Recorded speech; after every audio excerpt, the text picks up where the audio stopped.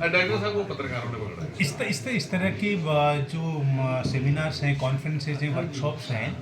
ये मेरा मानना है कि हर शैक्षणिक संस्थान को लगातार करती रहनी चाहिए, जिससे कि बच्चों में जो एकेडमिक इंटेलिजेंस डेवलप होती है, एकेडमिक कॉन्फिडेंस डेवलप होता है, उसके लिए ज़रूरी है। तो निश्चित रूप से कल भी एक हमारा अंतर्राष्ट्रीय सेमिनार था और आज ये राष्ट्रीय सेमिनार एक है। इसकी विशेषता ये है कि इसमें हिमालय क्षेत्र में काम करने वाले बहुत ख्याति प्राप्त वैज्ञानिक यहाँ पर आए हुए हैं, जो इंटरनेशनली नोन हैं हिमालय के क्षेत्र में काम करने के लिए। प्रोफेसर जय रावत और प्रोफेसर सामंत, उन दोनों ने अपने पूरे जीवन पर्यंत, जब तक वो वैज्ञानिक रहे, ऑफिशियली अभी भी वैज्ञानिक का काम कर ही रहे हैं, लेकिन वो जिन संस्थानों में रहे वो संस्थान पूरा हिमालय क्षेत्र में ही काम करते थे। तो एक तो बच्चों को उनसे रूबरू होने का मौका मिलेगा, दूसरा यहाँ खुद के हमारे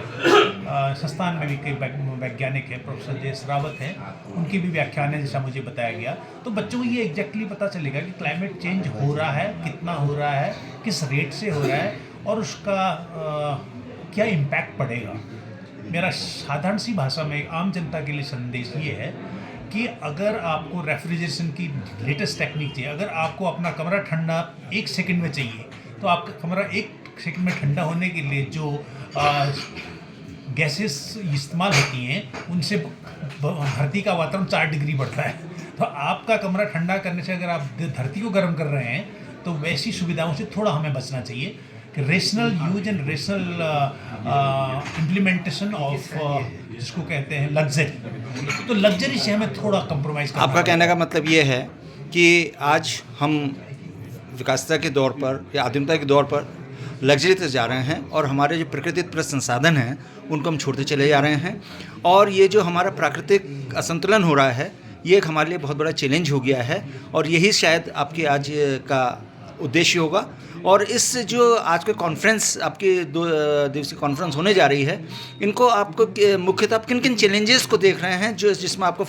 फोकस ऑफ डिस्कशन रहे? मुख्यतः ये है कि हमारे जो प्राकृतिक संसाधन हैं उनका अगर इसी तरह से दोहन होता रहा, पारिस्थितिक तंत्र हमारा बिगड़ता रहा, तो उसको एक स्टेज बाद ऐसा होगा कि हम कुछ नहीं कर पाएंगे, हम हेल्पलेस हो जाएंगे। तो हेल्पलेस होने से पहले हमें ये सोचना चाहिए कि हम किस डिग्री तक का कंट्रोल कर सकते हैं जिससे कि हमारा सिस्टम सस्टेनेबल रहे, जिस सिस्टम में सांस लेना, जिस सिस्टम में खाना, जिस सिस्टम में सभ्यता के साथ रहना पॉसिबल हो, ऐसा सिस्टम इकोसिस्टम में सोशली भी तैयार करना होगा, इकोलॉजिकली भी तैयार करना होगा और नेशनली भी तैयार करना होगा। और आज मुझे लग रहा है कि ये जीबी पंत इंस्टीट्यूट और शोभन सिंह जीना विश्वविद्यालय परिसर के साथ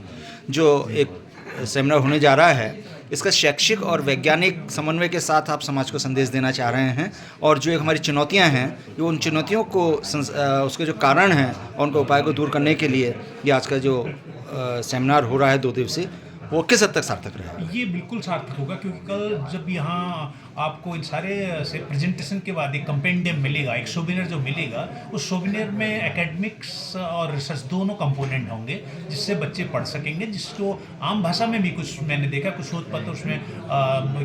मानवीय मूल्यों पर भी आधारित है, कुछ लोकल इकोलॉजी पे भी है, उसको लोग पढ़ेंगे, समझेंगे, उनको अच्छा लगेगा। दूसरा, हमने क्या किया कि इसको और ज़्यादा डीपली स्टडी करने के लिए आज हमने एक MOU भी साइन किया है जीबी पंत इंस्टीट्यूट के साथ, जिससे कि हमारे छात्र छात्राएं और उनके वैज्ञानिक एक दूसरे साथ मिलकर के काम कर पाएंगे। Thank you sir.